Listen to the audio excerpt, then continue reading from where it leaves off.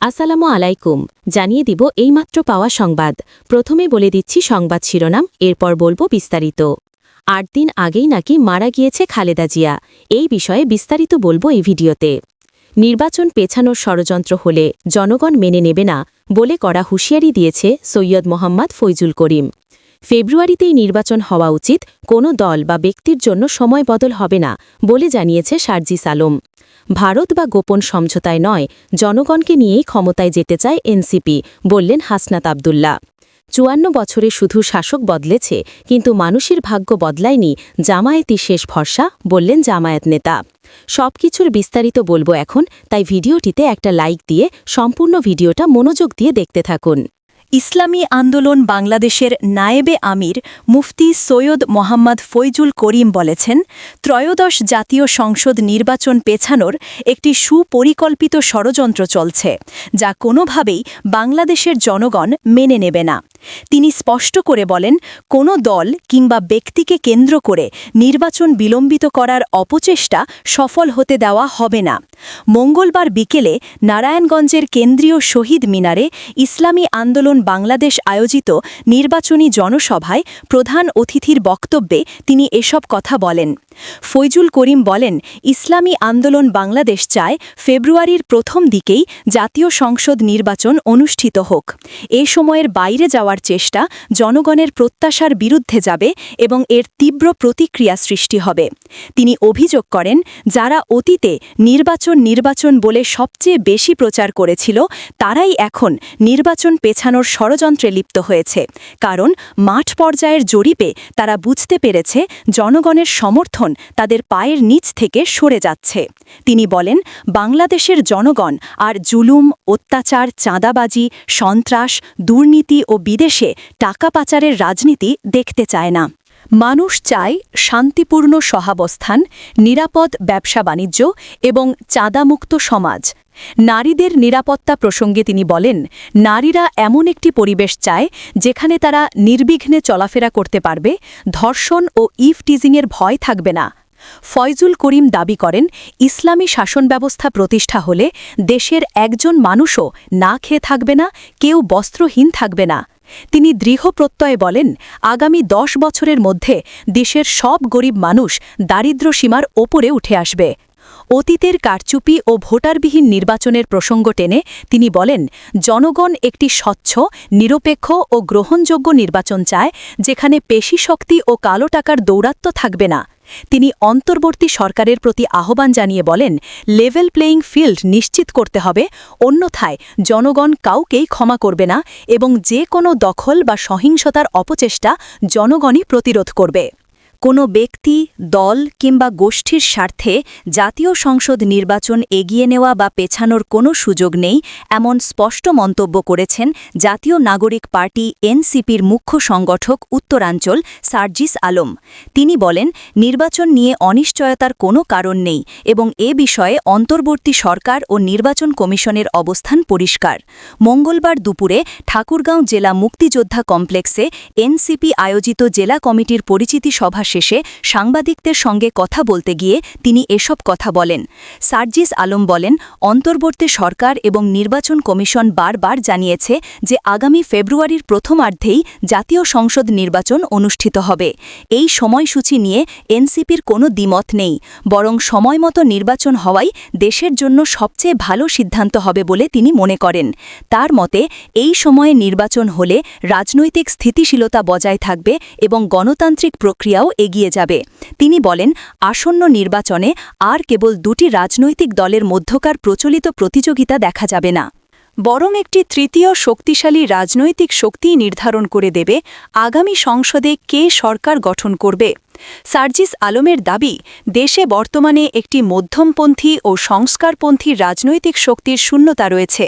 সেই শূন্যতা পূরণ করতেই এনসিপির উদ্যোগে বাংলাদেশপন্থী ও গণতান্ত্রিক সংস্কারের পক্ষে থাকা দলগুলোকে নিয়ে একটি সংস্কার জোট গড়া হয়েছে। তিনি আশা প্রকাশ করেন, অতি শীঘ্রই আরও কয়েকটি রাজনৈতিক দল এই জোটে যুক্ত হবে এবং সবাই মিলে একটি প্রতীক নিয়ে নির্বাচনে অংশ নিয়ে সংসদে জনগণের প্রতিনিধি হয়ে প্রবেশ করবে। সার্জিস আলম বলেন, দেশের মানুষ এবার আর পুরনো ধারা, একই মার্কা কিংবা একই ব্যক্তির ওপর অন্ধ সমর্থন দেবে না। মাঠের পরিস্থিতি বদলে যাচ্ছে। সাধারণ মানুষ এখন কথা শোনে, যারা সরাসরি তাদের পাশে যায় তাদের প্রতি আগ্রহ দেখাচ্ছে। তিনি আরও বলেন, আগামী বাংলাদেশের রাজনীতিতে কোনো ধর্মভিত্তিক দল যদি তাদের আদর্শ সবাইকে চাপিয়ে দেওয়ার চেষ্টা করে, তবে জনগণ স্বাভাবিকভাবেই সেই দল থেকে মুখ ফিরিয়ে নেবে। ভারতের কনসার্ন, প্রশাসন বা শক্তিশালী কোনো অনৈতিক সমঝোতার মাধ্যমে ক্ষমতায় যাওয়ার রাজনীতিতে জাতীয় নাগরিক পার্টি বিশ্বাস করে না, এমন স্পষ্ট অবস্থান জানিয়েছেন এনসিপির দক্ষিণাঞ্চলের মুখ্য সংগঠক হাসনাত আবদুল্লাহ। তিনি বলেন, জনগণকে পাশ কাটিয়ে মিডিয়া, বিউরোক্রেসি কিংবা মিলিটারিকে নিয়ন্ত্রণ করে কিংবা প্রতিবেশী দেশের ইচ্ছা পূরণ করে ক্ষমতায় যাওয়ার কোনো লক্ষ্য এনসিপির নেই। মঙ্গলবার ৯ ডিসেম্বর ২০২৪ জুলাই আগস্ট গণ অভ্যুত্থানে প্রথম শহীদ রংপুর বেগম রোকেয়া বিশ্ববিদ্যালয়ের শিক্ষার্থী আবু সাঈদ হত্যা মামলায় সাক্ষীর জবানবন্দি প্রদান শেষে ট্রাইব্যুনালের সামনে সাংবাদিকদের প্রশ্নের জবাবে এসব কথা বলেন তিনি। সাংবাদিকদের এক প্রশ্নের জবাবে হাসনাত আবদুল্লাহ বলেন, আমরা অবশ্যই ক্ষমতায় যেতে চাই, কিন্তু তা জনগণকে সঙ্গে নিয়েই। কোনো আনহোলি নেক্সাস, কোনো ম্যানেজড বা কন্ট্রোলড প্রক্রিয়ার মধ্য দিয়ে ক্ষমতায় যাওয়ার রাজনীতি আমরা করি না। তিনি আরও বলেন, জনগণ যদি মনে করে এনসিপি রাষ্ট্র পরিচালনার যোগ্য, জনগণ যদি ম্যান্ডেট দেয়, কেবল তখনই তারা ক্ষমতায় যেতে আগ্রহী। এ সময় তিনি আবু সাঈদ হত্যাকাণ্ড এবং পরবর্তী দমন পীড়নের অভিজ্ঞতার কথাও তুলে ধরেন। হাসনাত আবদুল্লাহ বলেন, ২০২৪ সালের ১৬ জুলাই সারা দেশে ছাত্র জনতার বিক্ষোভ চলাকালে রংপুরে আবু সাঈদকে গুলি করে হত্যা করা হয়। একই দিনে চট্টগ্রামে ওয়াসিম সহ ৬ জন শিক্ষার্থী শহীদ হন। এর প্রতিবাদে ১৭ জুলাই গায়েবানা জানাজার প্রস্তুতি নিলে গোয়েন্দা সংস্থার পক্ষ থেকে চাপ সৃষ্টি করা হয়। ওই রাতেই তাদের বাসা থেকে তুলে নিয়ে পদ্মা এলাকায় নেওয়া হয় এবং আন্দোলন প্রত্যাহারের জন্য নানা প্রলোভন ও হুমকি দেওয়া হয়।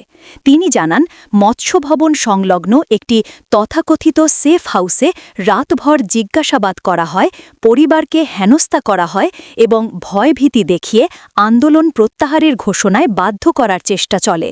তবে সব চাপ উপেক্ষা করে তারা আপস করেননি। হাসনাত আবদুল্লাহ বলেন, এই অবস্থানই প্রমাণ করে এনসিপি ক্ষমতার জন্য নয়, জনগণের অধিকারের রাজনীতিতে বিশ্বাসী। স্বাধীনতার ৫৪ বছর পেরিয়ে গেলেও দেশের মানুষ এখনও প্রকৃত স্বাধীনতার স্বাদ পায়নি, এমন মন্তব্য করেছেন বাংলাদেশ জামায়াতে ইসলামীর সেক্রেটারি জেনারেল মিয়া গোলাম পরোয়ার। তিনি বলেন, বিভিন্ন সময়ে বিভিন্ন দল রাষ্ট্র ক্ষমতায় এসেছে, কিন্তু দুর্নীতি, দুঃশাসন, গুম খুন এবং বিরোধী দল ও মতের ওপর নির্যাতনের ধারাবাহিকতা থামেনি। শাসক পরিবর্তন হয়েছে, কিন্তু সাধারণ মানুষের ভাগ্যের কোনো মৌলিক পরিবর্তন হয়নি। এই কারণেই দেশের জনগণের প্রকৃত উন্নয়ন নিশ্চিত করতে জামায়াতে ইসলামী দুর্নীতির বিরুদ্ধে দৃঢ় অবস্থান নিয়েছে বলে তিনি মন্তব্য করেন। মঙ্গলবার সকালে খুলনার পুলতলা উপজেলার দামোদর ইউনিয়নে স্থানীয় বিশিষ্টজনদের সঙ্গে এক মতবিনিময় সভায় প্রধান অতিথির বক্তব্যে তিনি এসব কথা বলেন। গোলাম পরোয়ার বলেন, পরিবর্তিত বাংলাদেশের মানুষ শুধু সরকার নয়, পুরো শাসন ব্যবস্থার পরিবর্তন চায়। তারা ঘুষ, দুর্নীতি আর দুঃশাসনের স্থায়ী অবসান দেখতে চায় এবং সামাজিক, রাজনৈতিক, অর্থনৈতিক ও সাংস্কৃতিক ক্ষেত্রে স্থিতিশীলতা প্রতিষ্ঠার প্রত্যাশা করে। জামায়াতে ইসলামী সেই প্রত্যাশার প্রতিধ্বনি করেই একটি কল্যাণমুখী ও সমৃদ্ধ রাষ্ট্র গড়তে চায় যেখানে দুর্নীতি ও দুঃশাসনের কোনো স্থান থাকবে না। তিনি বলেন, আমিরে জামায়াত ড শফিকুর রহমান ইতোমধ্যে এমন একটি কল্যাণ রাষ্ট্রের রূপরেখা ঘোষণা করেছেন যেখানে ইনসাফ ও ন্যায়বিচার প্রতিষ্ঠা হবে, নতুন কর্মসংস্থান সৃষ্টি করে শিক্ষিত বেকারদের কর্মের সুযোগ বা বেকার ভাতা নিশ্চিত করা হবে এবং কর্মক্ষেত্রে নারীদের নিরাপত্তা দেওয়া হবে। পাশাপাশি বাস্তবমুখী শিক্ষা ব্যবস্থা চালু করে একটি টেকসই জাতি গঠনের কথাও তুলে ধরেন তিনি। মিয়া গোলাম পরোয়ার আরও বলেন, ছাত্র রাজনীতি হবে কল্যাণমুখী, দলীয় লেজুর ভিত্তিক নয়। এমপি মন্ত্রীদের জবাবদিহির আওতায় এনে জনগণকে রাষ্ট্রের প্রকৃত মালিক হিসেবে প্রতিষ্ঠা করা হবে। সভা শেষে তিনি আসন্ন জাতীয় সংসদ নির্বাচনে ন্যায় ও ইনসাফের প্রতীক দাঁড়িপাল্লা মার্কার পক্ষে কাজ করার আহ্বান জানান।